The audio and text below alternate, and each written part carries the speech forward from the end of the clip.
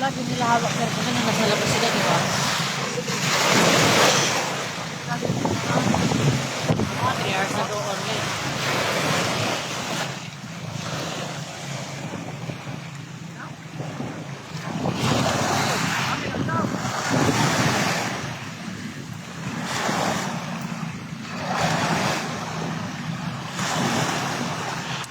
Dahil pasahero eh, ano, Montenegro, tapos ito yung papalik.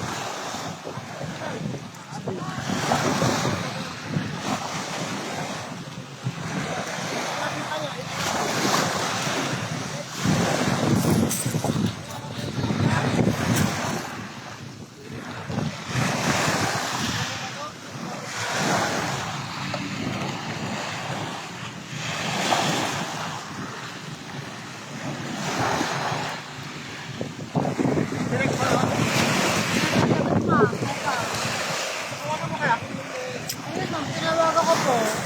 Ano? Ang sagot pa, baka hindi dala yung cellphone. Wala na.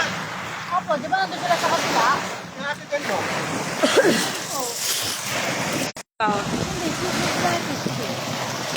Hindi, Mukhang MJ yata.